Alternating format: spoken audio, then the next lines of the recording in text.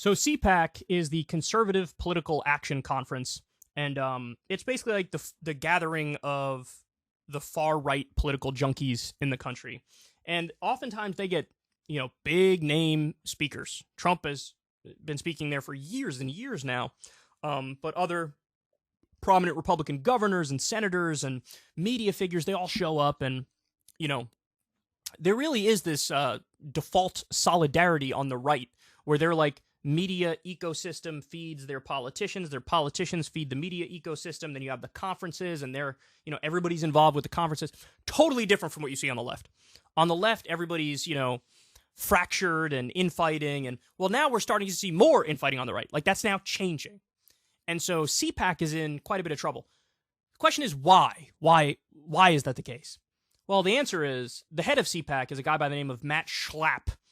And this guy, even though he's married to a woman, and even though he's anti-gay, like many of the speakers at CPAC, there was a report that came out a while ago, we covered it, he's just grabbing cocks left and right. He loves nothing more than a fistful of junk. And so he's trying to get some meaty fingers, and somebody blew the whistle on it. It was like, I was mortified. This guy, picked me up or something and brought me to a bar, and then on the way, when I was leaving the car or whatever, he grabbed my junk, and I was so violated, and I hated it, and there's a decent amount of evidence for it too, like awkward text messages and whatnot. So anyway, groping allegations, sexual harassment or assault, whatever you want to call it, and of course, this guy's clearly closeted gay or bi, and as a direct result of that, it looks like a lot of the speakers are fleeing. So let's take a look. David Pakman's going to report on this. I want to start with CPAC today, the Conservative Political Action Conference, holding their first 2023 event starting Wednesday, March 1st. Now, I was particularly interested in this CPAC because it was going to allow us to see what is going to be the approach of this group to the 2024 primary at this early stage where Donald Trump is still in command, we have to admit, but there is a fracturing and there are different elements of the right, some of which like the idea of more Trump and some of which are decidedly anti-Trump. And then organizations like Fox News were sort of saying, well, we'd rather someone else, but we're not going to completely abandon Trump. We're going to wait and see. What would be the mood at CPAC because of all of these different speakers giving us a window into the talking points that would be applied to the 2024 primary? Or hypothetically, might the CPAC speakers just ignore the 2024 primary as if it's not going on, sort of ignoring it like an elephant in the room that nobody wants to talk about? Well, we are still going to be able to see, but it is going to be with a much diminished audience and fewer Republican insiders. And the background of all of this is that a guy named Matt Schlapp, who is not exactly a beacon of gay rights, has been credibly accused of what's the right word? At minimum, sexual harassment, and I believe it is accurate to say sexual assault, of a male staffer some months ago. And it is believed that this is sort of the black cloud over the head of CPAC. So let's look at a couple of different articles explaining what's going on. First and foremost, CPAC is being ignored by Fox News, one of the biggest outlets for CPAC getting attention.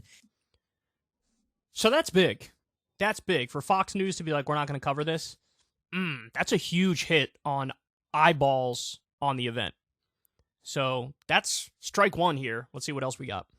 Is that Fox News covers the event, interviews people there, promotes the event, etc. Daily Beast writes, CPAC has a major Fox News problem.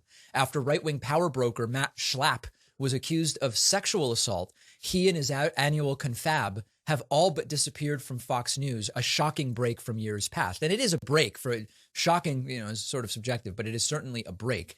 Amid the alleged groping scandal, Justin Baragona for the Daily Beast writes, over the past few years, the conservative cable giant has not only aired the entire multi-day conference on its digital streaming platform, Fox Nation, but the network has also been a featuring sponsor.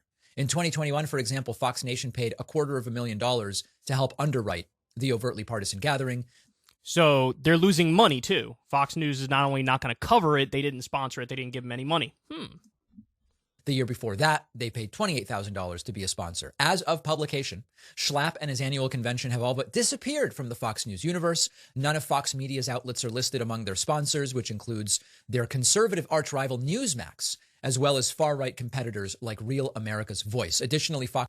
So even the further right networks are now going gonzies. That's really interesting. Staffers told the Daily Beast they have yet to receive any guidance on how they will cover CPAC.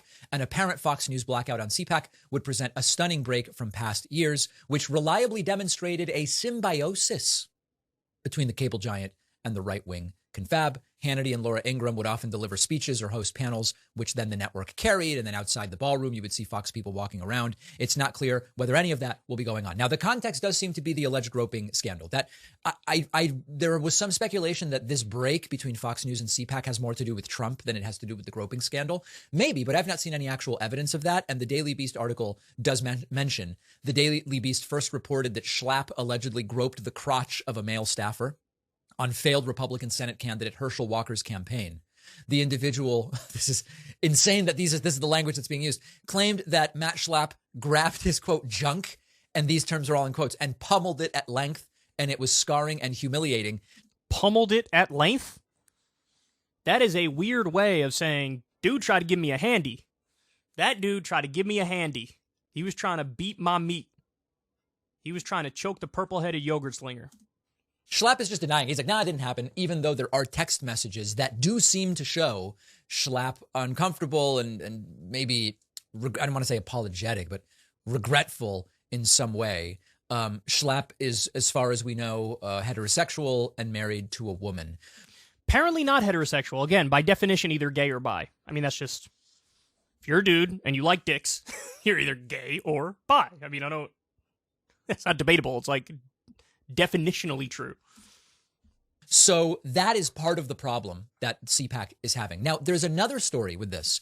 Mike Pence declines invitation to CPAC as events leader comes under fire. This is from ABC News.